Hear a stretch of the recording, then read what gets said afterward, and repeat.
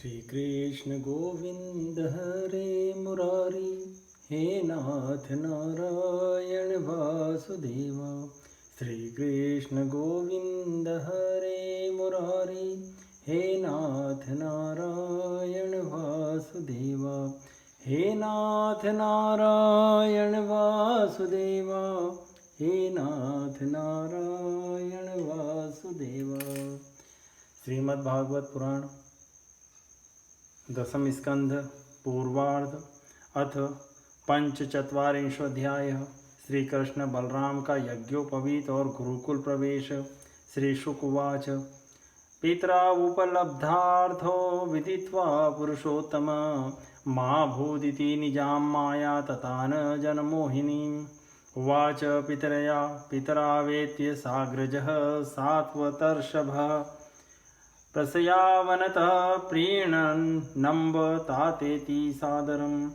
नास्मत्तो युवयोस्तात् नित्योत्कण्ठितयोरपि, बाल्यपो गण्डकेशोरः पुत्राभ्यां भवन क्वचित्।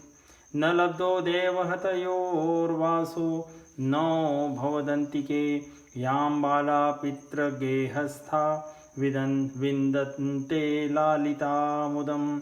सर्वार्थसम्भवो देहो जनितः पोषितो यतः, न ततोर्याति निर्वेशं पित्रोर्मर्त्य शतायुषा। यस्तयोरात्मजः कल्प आत्मना च धनेन च, वृत्तिं न दद्धातं प्रेत्य स्वामासं खादयन्ति ही। श्री सुखदेव जी कहते हैं, परीक्षित, भगवान श्री कृष्ण ने देखा कि माता पिता को मेरे ऐश्वर्य का, मेरे भगवत भाव का ज्ञान हो गया है, परंतु इन्हें ऐसा ज्ञान होना ठीक नहीं। इससे तो ये पुत्र स्नेह का सुख नहीं पा सकेंगे। ऐसा सोचकर उन्होंने उन पर अपनी वह योग माया फैला दी जो उनके स्वजनों को मुग्ध रखकर उनकी लीला में सहायक होती है। यदुवंश शिरोमणि भगवान श्री कृष्ण बड़े भाई बलराम जी के साथ अपने माँ बाप के पास जाकर आदर पूर्वक और विनय से झुककर मेरी अम्मा, मेरे पिताजी, इन शब्दों से उन्हें प्रसन्न करते हुए कहने लगे, पिताजी माताजी, हम आपके पुत्र हैं और आप हमारे लिए सर्वदा उत्कंठित रहे हैं, फिर भी आप हमारे बाल्य, पौगंड और किशोर अवस्था का सुख हमसे नहीं पा सके। दुर्दैववश हम लोगों को आपके पास रहने का सौभाग्य ही नहीं मिला। इसी से बालकों को माता पिता के घर में रहकर जो लाड़ प्यार का सुख मिलता है वह हमें भी नहीं मिल सका। पिता और माता ही इस शरीर को जन्म देते हैं और इनका लालन पालन करते हैं, तब कहीं जाकर यह शरीर धर्म, अर्थ, काम अथवा मोक्ष की प्राप्ति का साधन बनता है। यदि कोई मनुष्य 100 वर्ष तक जीकर माता और पिता की सेवा करता रहे, तब भी वह उनके उपकार से ऋणी नहीं हो सकता। जो पुत्र सामर्थ्य रहते हुए भी अपने माँ बाप के शरीर और धन से सेवा नहीं कर सकता, उसके मरने पर यमदूत उसे अपने शरीर का मांस खिलाते हैं। मातरम पितरम वृद्धम भार्यां साध्वी सुतम शिशुम, गुरुं विप्रं प्रपन्नं च कल्पो बिभ्रच्छ वसनमृतः। तन्नावकल्पयो कंसा नित्यमुद्विग्नचेतसो, मोघमेते व्यतिक्रांता दिवसा वामनर्चतो। ततः छन्तु महर्तास्त मातर्नो परतन्त्रयो, अकुर्वतोर्वासुश्रूषां क्लिष्टयोर्दुर्हृदाभृशम्। जो पुरुष समर्थ होकर भी बूढ़े माता पिता, सती पत्नी, बालक, संतान, गुरु, ब्राह्मण और शरणागत का भरण पोषण नहीं करता, वह जीता हुआ भी मुर्दे के समान ही है। पिताजी, हमारे इतने दिन व्यर्थ ही बीत गए, क्योंकि कंस के भय से सदा उद्विग्न चित्त रहने के कारण हम आपकी सेवा करने में असमर्थ रहें। मेरी माँ और मेरे पिताजी, आप दोनों हमें क्षमा करें। हाय, दुष्ट कंस ने आपको इतने कष्ट दिए, परंतु हम परतंत्र रहने के कारण आपकी कोई सेवा शुश्रूषा न कर सके। श्री शुक उवाच। इति माया मनुष्यस्य हरेर्विश्वात्मनो गिरा, मोहितावंकमारोप्य परिष्वज्या पतुर्मुदम्। सिञ्चतावश्रुधाराभिः स्नेहपाशेन चावृतौ, न किंचिदूचतु राजन् बाष्पकंठो विमोहितो। एवमाश्वास्य पितरो भगवान् देवकीसुत मातामहं तु ग्रसेनं यदूनाम करो नृपम् आह चास्मान् महाराज प्रजाश्चाज्ञप्त्युमर्हसि ययाति शापाद यदुर्भिर्नासितव्यं नृपासने मयि भृत्य उपासीने भवतो विबुधादयः बलिं हरन्त्यवनतः किमु तान्ये नराधिपः सर्वान् स्वाङ्ज्ञाति सम्बन्धान् दिग्भ्य कंसभयाकुलान् यदुवृष्णैन्ध कमधु दाशार्ह कुकुरादिकान् सभाजितान् समाश्वास्य विदेशावास्य कर्षितान् न्यवासयत स्वगृहेषु वित्ते संतर्प्य विश्वकृत। श्री सुखदेव जी कहते हैं, परीक्षित, अपनी लीला से मनुष्य बने हुए विश्वात्मा श्री हरि की इस वाणी से मोहित हो देवकी वसुदेव ने उन्हें गोद में उठा लिया और हृदय से चिपकाकर परमानंद प्राप्त किया। राजन वे स्नेह पास से बनकर पूर्णतः मोहित हो गए और आंसुओं की धारा से उनका अभिषेक करने लगे। यहाँ तक कि आंसुओं के कारण गला रुंझ जाने से वे कुछ बोल भी न सके। देवकी नंदन भगवान श्री कृष्ण ने इस प्रकार अपने माता पिता को सांत्वना देकर अपने नाना उग्रसेन को यदुवंशियों का राजा बना दिया और उनसे कहा, महाराज, हम आपकी प्रजा हैं, आप हम लोगों पर शासन कीजिए। राजा ययाति का शाप होने के कारण यदुवंशी राज सिंहासन पर नहीं बैठ सकते, परंतु मेरी ऐसी इच्छा है, इसलिए आपको कोई दोष न होगा। जब मैं सेवक बनकर आपकी सेवा करता रहूँगा तब बड़े बड़े देवता भी सिर झुकाकर आपको भेंट देंगे। दूसरे नरपतियों के बारे में तो कहना ही क्या है। परीक्षित, भगवान श्री कृष्ण ही सारे विश्व के विधाता हैं। उन्होंने जो कंस के भय से व्याकुल होकर इधर उधर भाग गए थे, उन यदु, वृष्णि, अंधक, मधु, दाशार और कुकुर आदि वंशों में उत्पन्न समस्त सजातीय संबंधियों को ढूंढ ढूंढ कर बुलवाया। उन्हें घर से बाहर रहने में बड़ा क्लेश उठाना पड़ा था। भगवान ने उनका सत्कार किया, सांत्वना दी और उन्हें खूब धन संपत्ति देकर तृप्त किया तथा अपने अपने घरों में बसा दिया।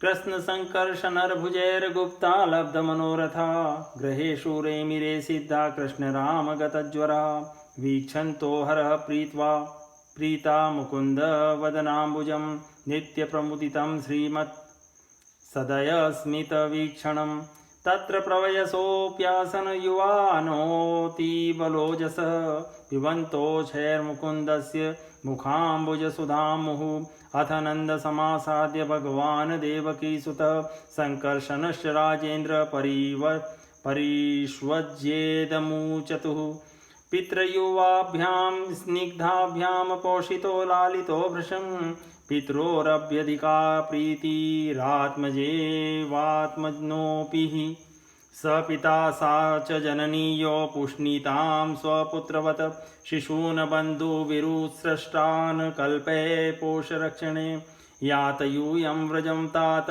वयं च स्नेहदुःखितान् ज्ञातीन् वो द्रष्टुमेष्यामो विधाय सुहृदां सुखम् एवं सान्त्वय्य भगवान् नन्दं सव्रजमच्युतः वासोऽलङ्कारकुप्याधैर्हर्ष्यामास सादरम् इत्युक्तस्तो परिष्वज्य नंद प्रणय विह्वल पूरयन्नश्रुभिर्नेत्रे सह गोपैर्व्रजं ययो।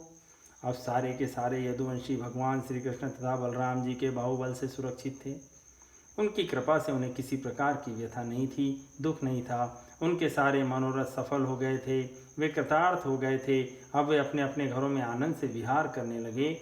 भगवान श्री कृष्ण का वदन आनंद का सदन है, वह नित्य प्रफुल्लित, कभी न कुम्हलाने वाला कमल है। उसका सौंदर्य अपार है, सदैव हास और चितवन उस पर सदा नाचती रहती है। यदुवंशी दिन प्रतिदिन उसका दर्शन करके आनंद मग्न रहते। मथुरा के वृद्ध पुरुष भी युवकों के समान अत्यंत बलवान और उत्साही हो गए थे, क्योंकि वे अपने नेत्रों के दोनों से बारंबार भगवान के मुखारविंद का अमृतमय मकरंद रसपान करते रहते थे। प्रिय परीक्षित, अब देवकी नंदन भगवान श्री कृष्ण और बलराम जी दोनों ही नंद बाबा के पास आए और गले लगने के बाद उनसे कहने लगे, पिताजी, आपने और माँ यशोदा ने बड़े स्नेह और दुलार से हमारा लालन पालन किया है। इसमें कोई संदेह नहीं कि माता पिता संतान पर अपने शरीर से भी अधिक स्नेह करते हैं।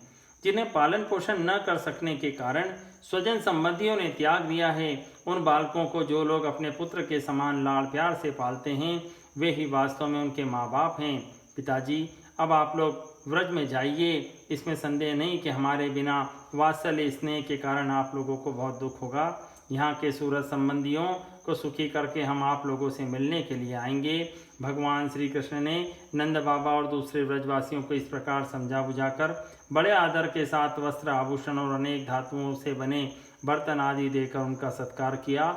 भगवान की बात सुनकर नंद बाबा ने प्रेम से अधीर होकर दोनों भाइयों को गले लगा लिया और फिर नेत्रों में आंसू भरकर गोपों के साथ व्रज के लिए प्रस्थान किया।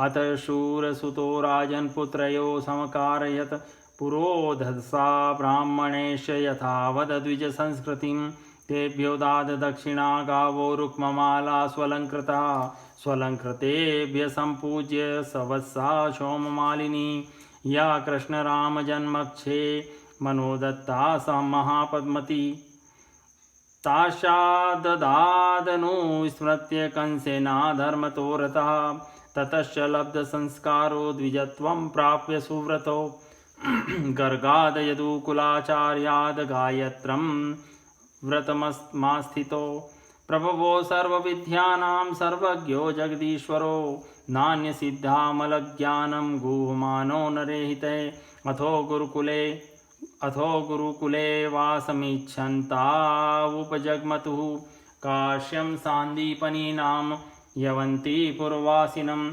यथोपसाद्यतो दान्तो गुरो वृत्तिमनिनिन्दितां ग्राह्ययन्तावुपेतो स्म भक्त्या देवमिवाद्रतो तयो द्विजवरस्तुष्टः शुद्धभावानुवृत्तिभिः प्रोवाच वेदानखिलान् सांगोपनिषदो गुरु। हे राजन, इसके बाद वसुदेव जी ने अपने पुरोहित गर्गाचार्य तथा दूसरे ब्राह्मणों से दोनों पुत्रों का विधि पूर्वक द्विजाति समुचित यज्ञोपवीत संस्कार करवाया।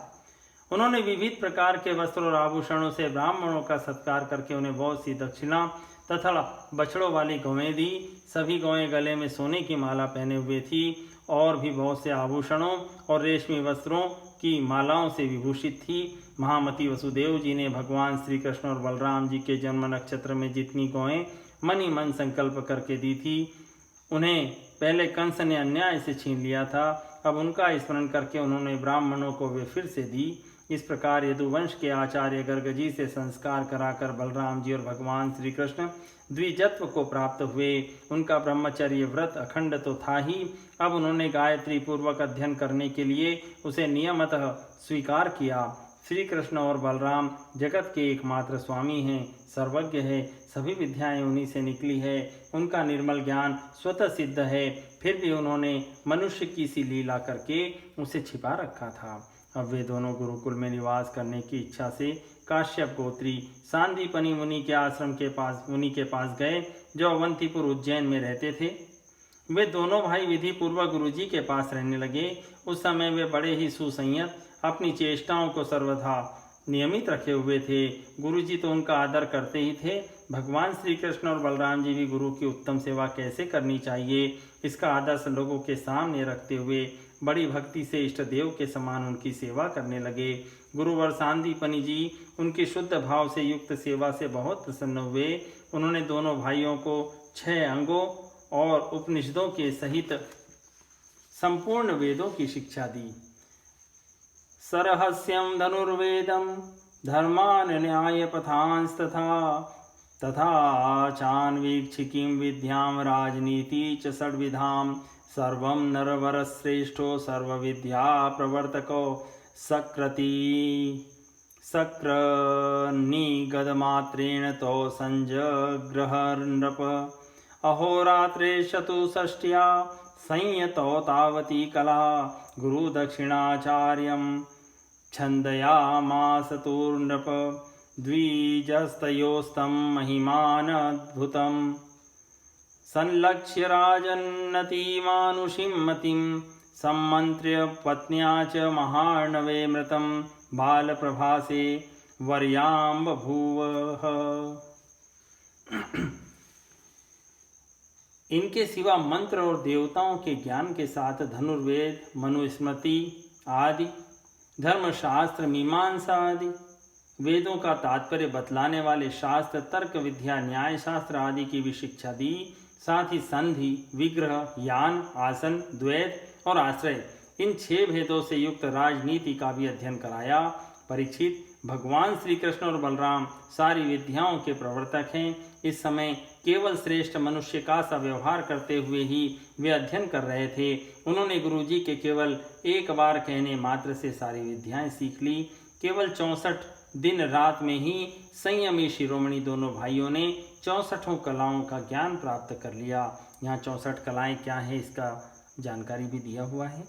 गान विद्या प्रथम, वाद्य द्वितीय, भांति भांति के बाजे बजाना, तीसरा नृत्य, चौथा नाट्य, चित्रकारी, बेल बूटे बनाना, चावल और पुष्पादि से पूजा के उपहार की रचना करना, फूलों की सेज बनाना, दांत, वस्त्र और रंगों को रंगना, मणियों की फर्श बनाना, 11वां शैया रचना, 12वां जल को बांध देना, विचित्र सिद्धियां दिखलाना, हार माला आदि बनाना, कान और चोटी के फूलों के गहने बनाना, कपड़े और गहने बनाना, फूलों के आभूषणों से श्रृंगार करना, कानों के पत्तों की रचना करना, सुगंधित वस्तुएं, इत्र, तेल आदि बनाना, इंद्रजाल, जादूगरी, चाहे जैसा वेश धारण कर लेना, हाथ की फुर्ती के काम, तरह तरह की खाने की वस्तुएं बनाना, तरह तरह के पीने के पदार्थ बनाना, सुई का काम, कठपुतली बनाना, नचाना, पहेली, प्रतिमा आदि बनाना, कूटनीति, ग्रंथों के पढ़ाने की चातुरी, 31वां नाटक, आख्यायिका आदि की रचना करना,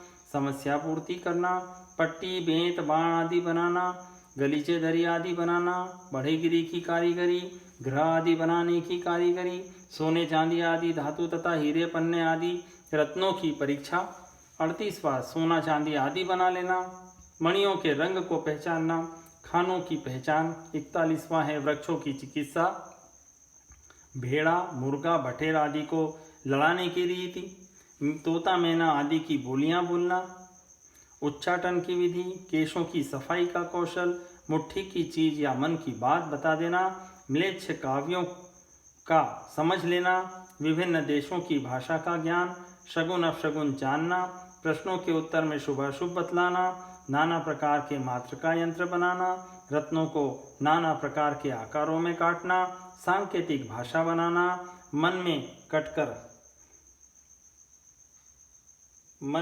कटक रचना करना, नई नई बातें निकालना, छल से काम निकालना, समस्त कोशों का ज्ञान, समस्त छंदों का ज्ञान, वस्त्रों को छिपाने या बदलने की विद्या, धूत क्रीड़ा, दूर के मनुष्य या वस्तुओं का आकर्षण कर लेना, बालकों के खेल, मंत्र विद्या, विजय प्राप्त कराने वाली विद्या, बेताल आदि को वश में रखने की विद्या। इस प्रकार ये 64 विद्याएं जो भगवान श्री कृष्ण जी ने सांदीपनी आश्रम में गुरुदेव सांदीपनी जी से सीखी थी।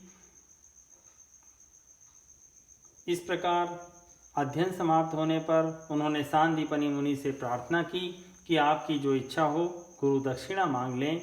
महाराज, सांदीपनी मुनि ने उनकी अद्भुत महिमा और अलौकिक बुद्धि का अनुभव कर लिया था, इसलिए उन्होंने अपनी पत्नी से सलाह करके यह गुरु दक्षिणा मांगी कि प्रभास क्षेत्र में हमारा बालक समुद्र में डूबकर मर गया था, उसे तुम लोग ला दो।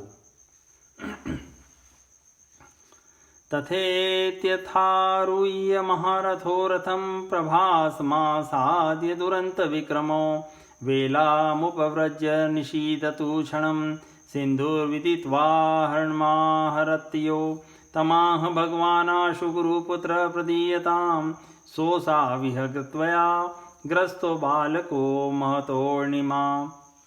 बलराम जी और श्री कृष्ण का पराक्रम अनंत था, दोनों ही महारथी थे। उन्होंने बहुत अच्छा कहकर गुरुजी की आज्ञा स्वीकार की और रथ पर सवार होकर प्रभास क्षेत्र में गए। वे समुद्र तट पर जाकर क्षण भर बैठे रहे।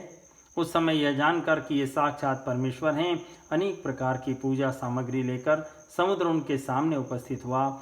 भगवान ने समुद्र से कहा, समुद्र, तुम यहाँ अपनी बड़ी बड़ी तरंगों से हमारे जिस गुरुपुत्र को बहा ले गए थे उसे लाकर शीघ्र हमें दो। समुद्र उवाच नैवाहार्षमहं देवदैत्यं पंचजनो महान् अंतर्जलचर कृष्ण शंख रूपधरोऽसुर आस्ते तेनारतो नूनं त्रच्छुत्वा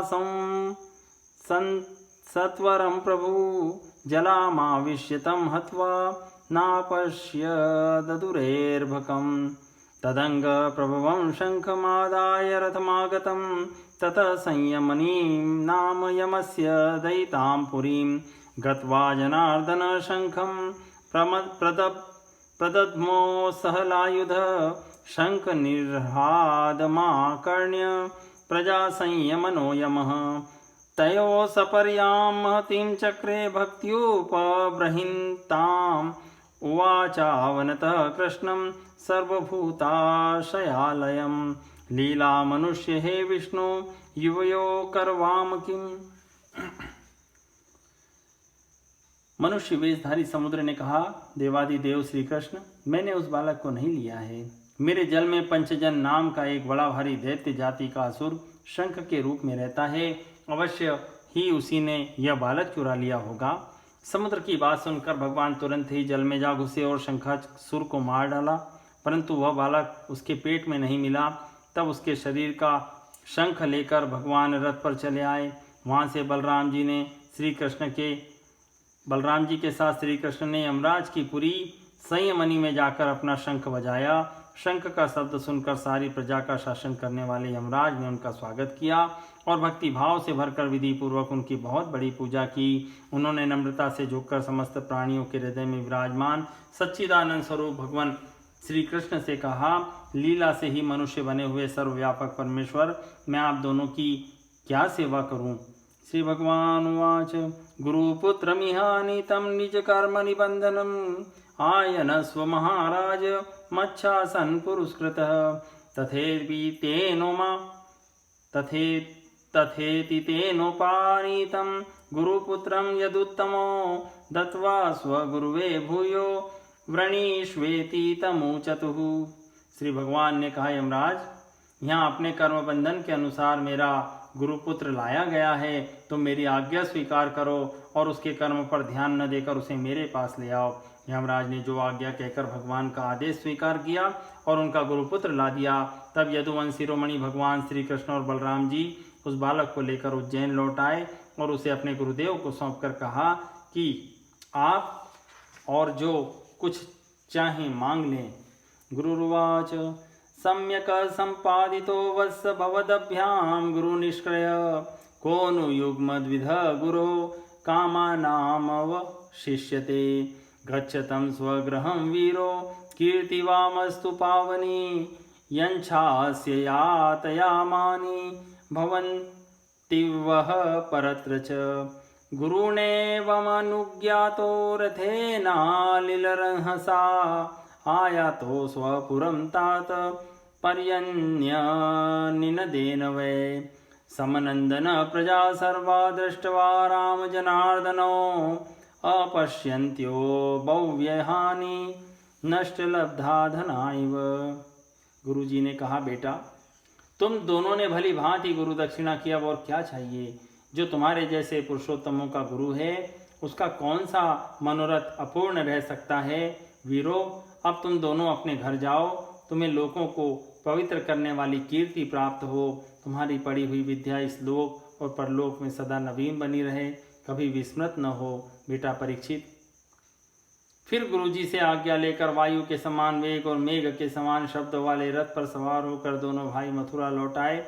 मथुरा की प्रजा बहुत दिनों तक श्री कृष्ण और बलराम जी को न देखने से अत्यंत दुखी हो रही थी। अब उन्हें आया हुआ देख सब के सब परमानंद में मग्न हो गए, मानो खोया हुआ धन मिल गया हो। इति श्रीमद्भागवते महापुराणे पारमहंस्यां संहितायां दशम स्कंदे पूर्वार्धे गुरुपुत्रानयनं नाम पंचचत्वारिंशोऽध्याय सम्पूर्णम्।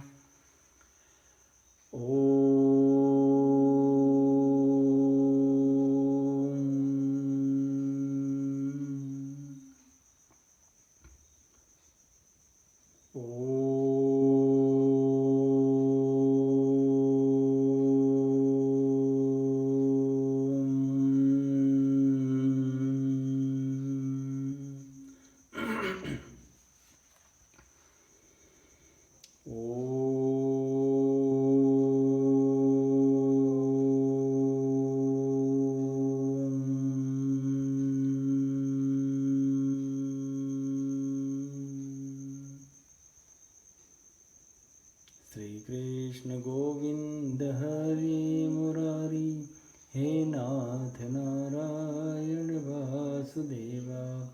श्री कृष्ण गोविंद हरि मुरारी, हे नाथ नारायण वासुदेवा।